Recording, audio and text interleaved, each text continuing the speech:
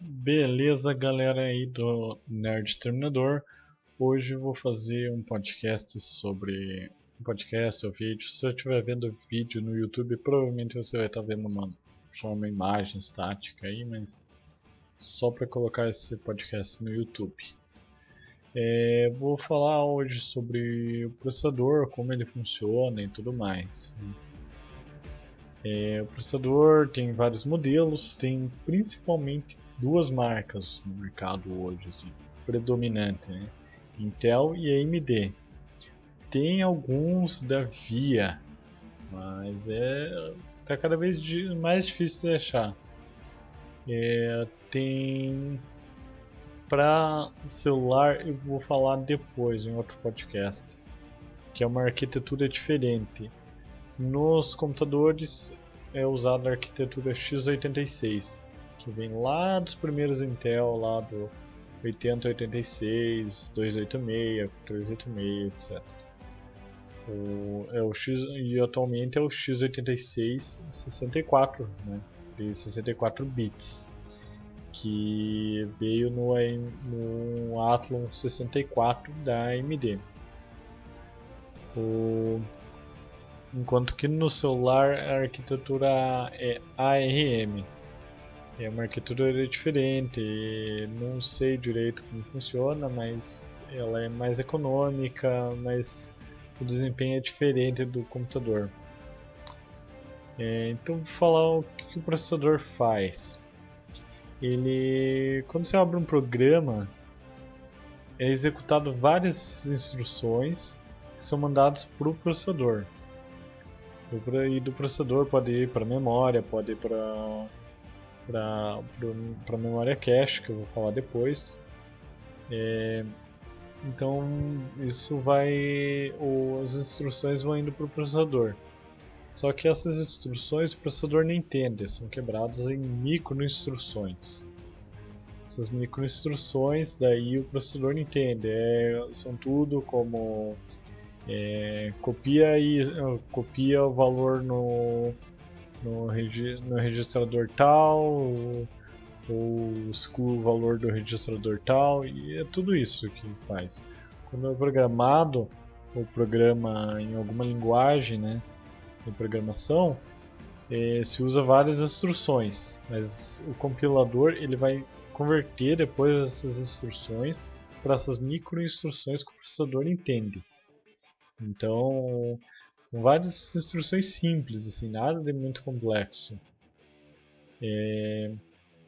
O processador ele faz, faz basicamente isso. Só vai instruções, faz alguns cálculos, só isso. Assim, não é nada de muito complexo. O, então vamos agora falar do clock. O clock ele é quantas vezes que o processador consegue fazer um ciclo de microinstruções. E então cada ciclo de microinstrução é 1 Hz. Então para você ver 1 MHz, se eu não me engano, é 1000 ou 100.000 Hertz. Não, 1 MHz é 1 milhão de Hertz. E 1 GHz é 1 bilhão de Hertz. Então, para você ver como que os processadores atuais são muito, muito rápidos. Porque os processadores eles já estão na casa aí do AMD, tem um modelo que por padrão vem a 4.7 GHz. E no começo o Intel 8086 ele tinha 4.7 MHz. Para vocês verem a comparação aí de quando começou lá no Intel 8086, 286 até hoje. Assim, houve muito avanço assim, nessa parte do clock. A Intel tinha falado, não lembro não lembro em que ano a Intel falou que teríamos processador de 25 GHz. Por que isso não aconteceu? Porque quanto mais mais ciclo de microinstruções ele vai fazendo, né? A cada clock ele acaba gerando, quanto maior o clock, ele acaba gerando mais calor e consumindo mais energia. O problema da energia não é tanto, hoje está, digamos, se resolvendo, porque as novas arquiteturas são otimizadas e vem consumindo menos. Mas a questão do calor, nem com water cooler, nem nada assim, você consegue colocar um processador de 25 GHz. Acho que o recorde do overclock, o clock máximo que atingiram é 8 GHz alguma coisa. Isso foi a nitrogênio líquido.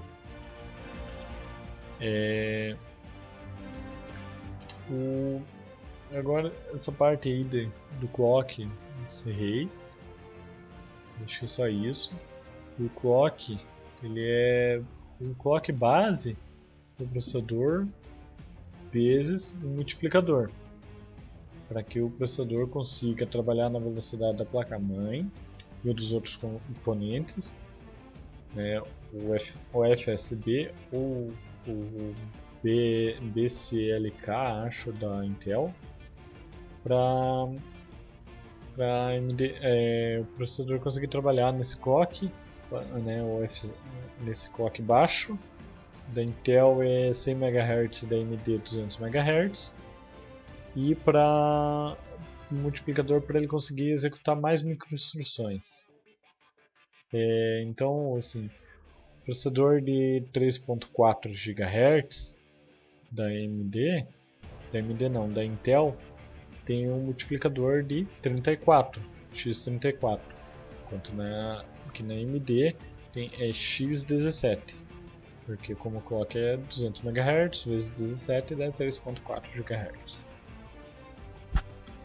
Então, do multiplicador, tem gente que aumenta o multiplicador para ter um clock maior, mas no caso seria só para os processadores da Intel com final K, como 2505, 2500K, i7 3770K, etc. Esses outros. E das APU da AMD também com final K, tipo o A10, acho 6800K. E da AMD os FX são todos desbloqueados o multiplicador, você pode aumentar tranquilo o multiplicador. Só que quanto mais você aumenta, mais você tem o consumo. Mas tem gente que aumenta o clock, aumentando esse clock padrão aí, que não é recomendável, porque aumenta o clock de tudo.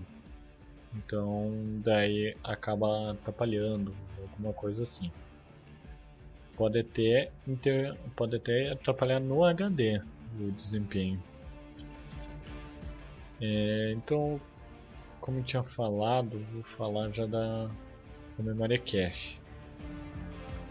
Ela é uma memória dentro do processador, como se fosse uma memória RAM, mas dentro do processador.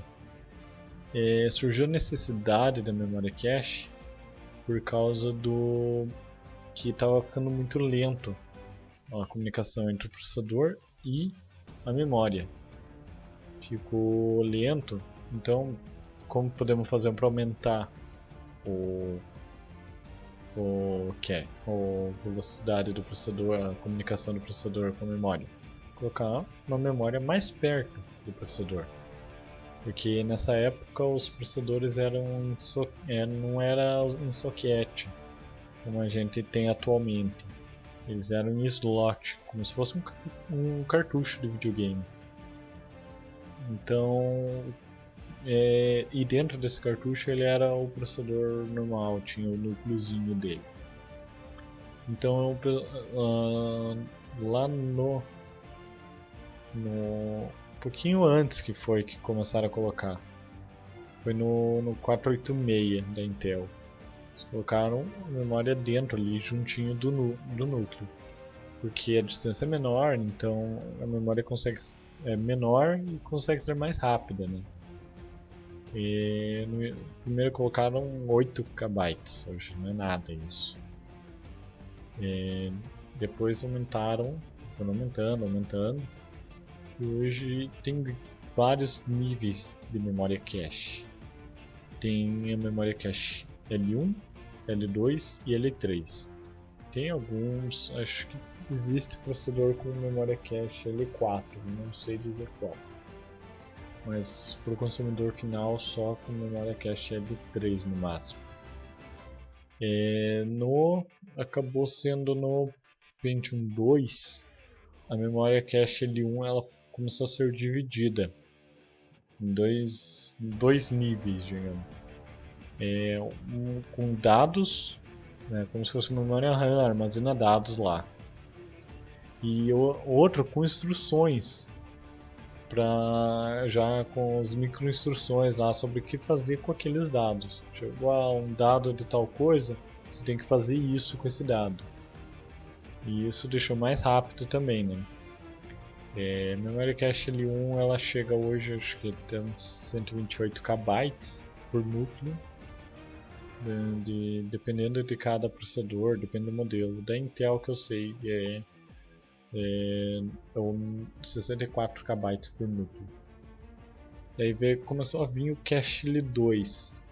Ele é um pouco mais afastado do cache L1, né? Ou seja, em relação ao núcleo. E só que ele é maior. E caso o cache L1 esteja cheio, ele passa a usar o cache L2. O cache L2 já é maior, já é alguns mega. Começou já 1 mega, 2 mega, lá, começou já alto o valor do cache L2. E dependendo do processador, como na AMD ou os FX, pode ser compartilhado entre cada núcleo. Pode ser compartilhado entre o cache L2 pode ser compartilhado entre 2 núcleos ou pode ser individual. E já daí tem o cache L3, que é mais recente isso. O cache L3 ele já é bem maior do que o cache L2 e muito maior que o cache L1. E ele armazena daí, caso o cache L2 esteja cheio, ele passa para o cache L3, que é mais afastado do núcleo e é mais lento. Por ser maior, ele é mais lento.